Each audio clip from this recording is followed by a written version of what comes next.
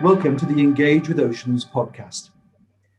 When the aquaculture industry is criticised, the issue of fish meal and fish oil, FMFO for short, usually enters the discussion pretty quickly.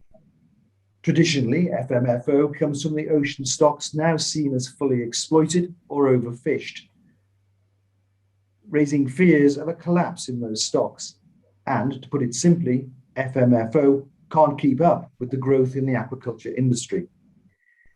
The amount of fish meal and fish oil in fish feed has declined steadily over the last few decades, but one of the major replacements, soy, has attracted criticism of its own over concerns about deforestation in the Amazon basin, Brazil being one of the leading exporters of soybeans globally.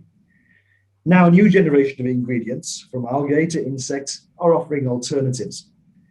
To discuss the current state of fish feed and future options, I'm joined by Carlos Hein, a fisheries engineer with 20 years' experience of the salmon farming and feed industry in Chile, and by Marie Rodsten-Sagan, an environmental engineer in Bergen who spent nearly 3 years as manager of technology and business development at Invertipro, a Norwegian producer of insects for animal feed and much else.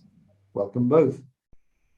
I imagine we'll base much of this conversation around the issue of salmon. But Carlos, I'd like to begin with you just with a fairly general question, if I could. Do you see a continuing problem with fish meal and fish oil? Fish meal and fish oil is a very novel raw material ingredient for the feed producers. But as we know, the cost and availability of this raw material is always a problem. So it is possible to replace that raw material with the right nutritional knowledge of the fish requirement. So we think the fish need nutrients, not ingredient. So the challenge is to build the knowledge to expand the basket of raw material to replace this fish meal and fish oil in the diet formulation. Okay, Marie, can I put Sorry, go ahead. Sorry, so always this kind of problem is an opportunity for other industry, for other to develop new business to give a solution for that kind of problem. Okay, Marie, can I give you the same question, but in a slightly different form? When you were working on insect production, were the customers that you were going to, were they perceiving a problem with FMFO? I'm looking for an alternative, or were you, raising a novel concept for them? Every time we talk to the fish feed industry, this is something they already knew about. It's been growing the last few years, and you really see it's happening quite fast now. In all the annual reports to the big feed companies, they mention novel ingredients, they mention insects, and I think everybody knows this is coming. So we see a large interest, but it's still a transitioning phase that needs to happen. Insect industry in Europe is growing very rapidly now. In the last few years, we've seen over 5 billion euros of investments, and but no one's quite there to deliver in the big enough volumes that the fish feed industry needs, because we're talking massive volumes, right? Just fish meal today is a couple of million tons per year. And that's just the fish meal into aquaculture. Carlos, can I ask you, I was listening to a webinar, on a feed industry webinar fairly recently. And there was much discussion about whether fish could be removed completely from fish feed.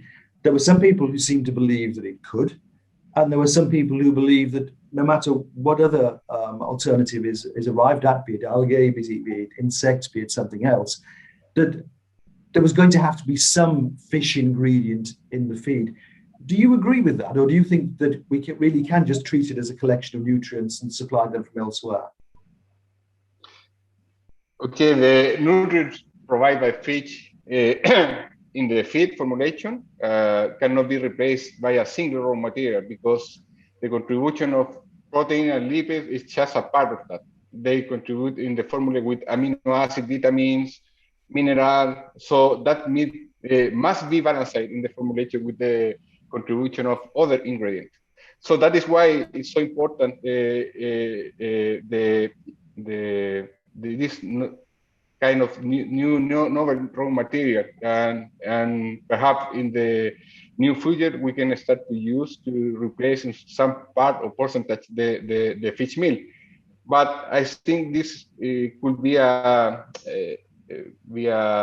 need time to do that, and it's very important to do that in a very small step, because it's necessary to see what could be the impact in the quality of the final product for the consumer. So the producer need be ensured that product in the market will have the same quality and than the product with the old product, and ensure the well-being of the fish and the health of the fish, because this replace could have impact in both in both terms, in the final quality and the health of the fish. But as the feed that is being used at the moment, as I understand it, still contains 4 or 5% of fish, basically. Yeah, that is true, but not necessarily, because it's not possible to replace. Perhaps in the grower diet, in salmon diet, at the moment, we have the knowledge to replace 100% of the fish meal, but usually, if you use it because it's cost effective. So perhaps the alternative to replace the fish meal is more expensive than use fish meal. That is why some diet in some point can use a little bit, a small percentage of inclusion in the diet. Okay, Marie, can I ask you, where did you stand when you were an insect producer, for want of a better phrase? Do you think that the technology is there, that the science is there to turn around honestly and say you can remove fish from the equation completely when it comes to fish feed? Well, again, I'm not a fish expert, but as it seems, I think yes. But then insects alone would never be the solution. There's no silver bullet here. As Carlos says, it's complicated with fish feed, and you can't just look at the nutrients alone. It's really complex how it relates to gut health and everything. But the feed trials we've seen with insects, for example, the salmon, shows that it's comparable to fish meal. You should see they're in good health. It's the same texture of the fish for the consumers and some of these things. And we're not talking about just having the same products for the consumer, but even a better one when it comes to sustainability. So as we see it, it's possible to remove fish meal from the diet. But I cannot promise anything there. I know insects better than I know the fish. Okay, Carlos. Sorry, just a comment. In general, Dennis, all raw material have the advantage and disadvantage in the feed formulation. So the advantage are normally associated to the availability and the essential ingredient and nutrition contribution. But the disadvantage are anti-nutritional factors. Like we know at the moment, some of these alternatives have anti-nutritional factor for the fish. Quality issue, technical restriction, and cost and availability. So you know the amount of fish meal need for the aquaculture is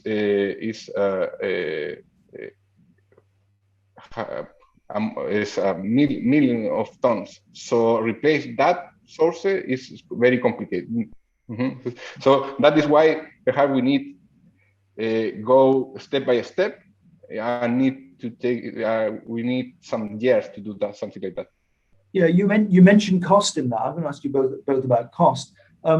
There's talk of the cost of traditional fish meal and fish oil and any of the new and novel replacements, that there has to be some sort of price convergence. That at the moment, the alternatives to FMFO are considerably more expensive.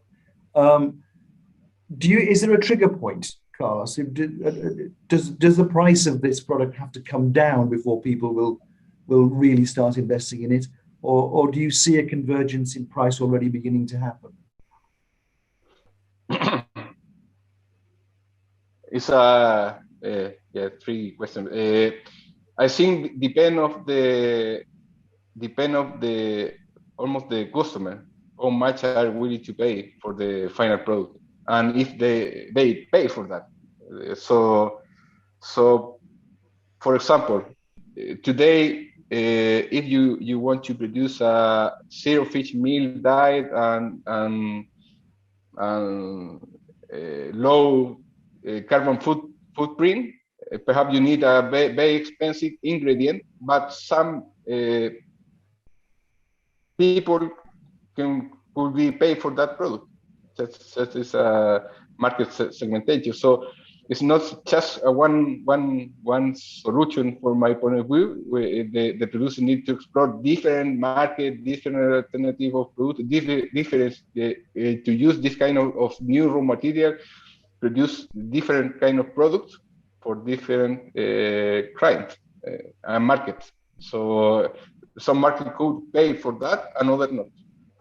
Yeah, I want to come to the marketing side of things in a moment. But Marie, what's your take on the cost of this? Is it as simple? We tend to say, oh, as soon as it scales up, it'll become cheaper. So just about everything that you can possibly think of. Does it apply in the same way to, for example, insect meal? Yes, definitely. First of all, I agree with Carlos. It's a lot about the push from consumers, but of course, it's about economies of scale. When you scale up, this will be a lot cheaper, and we'll end up on what's comparable to the same as fish meal prices. But to get there, there's a massive transition cost, right? All the investments, all the infrastructure, and the question is how we're getting there, because the transitioning is not happening fast enough, we think, of course. And the question is there responsibility there for the aquaculture industry to take part in that transition? It's interesting, isn't it, sometimes to look at where the money is going. I was reading something where venture capital investments in insect feed in particular, sort of last year and this year, are being described, or in the document I was reading, as crazy because money is beginning to pile into this, which suggests that somebody somewhere has made a calculation. I'm just interested in the idea of, and I'll ask you both this question in slightly different ways. I'm interested in the idea of the consumer. There's different consumers of this, isn't there? There are people buying, fish producers buying the meal to grow the fish. And I'll ask Carlos about that in a second. But there's also, it seems, whenever I have one of these podcasts now, we end up talking about consumers suddenly starting to ask questions about how, where has it come from? How is it treated? What was it fed? Do you think that sort of works to the new alternatives? Do you think that the industry will be dragged to a certain extent by the people who ultimately eat the fish? I think so, definitely. They have to listen to their customers, and if there's a big enough customer base that demands this, I think the industry will follow, definitely. Have you seen any examples of actually, I've already seen examples of this. You've seen IKEA being out in the media. You've seen Tesco. They out there saying they want for the fish that they're serving or selling that it should be fed with novel feed ingredients like insects, and they're especially been mentioning insects.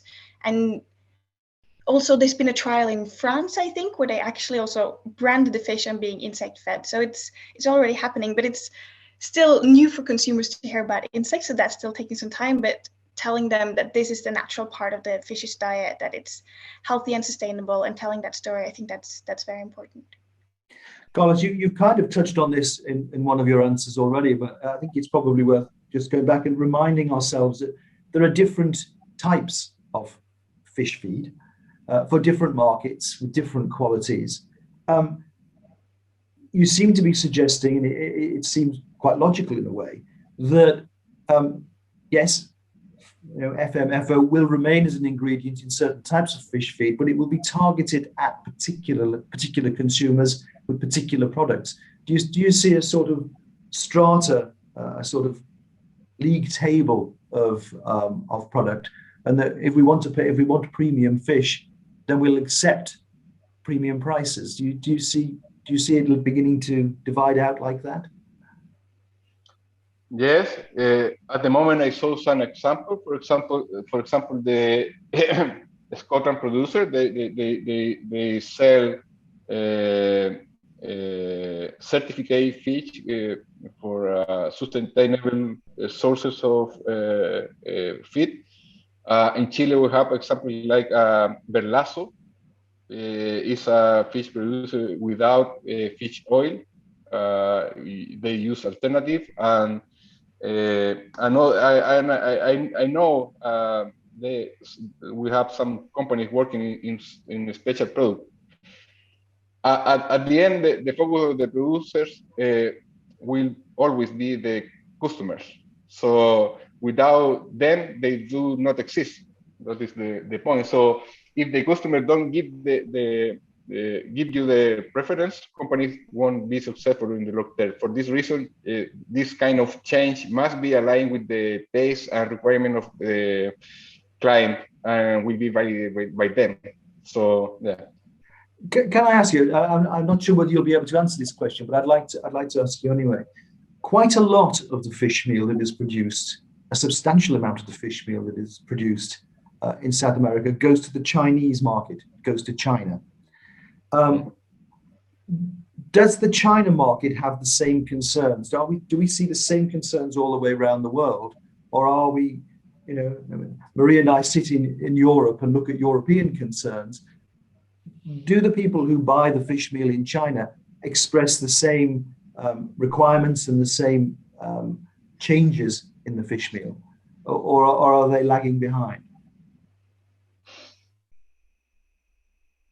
Really, I don't have the knowledge to give you an answer. I feel, yes, of course, salmon industry is like I can say, compare the aquaculture, the salmon industry with other kind of aquaculture.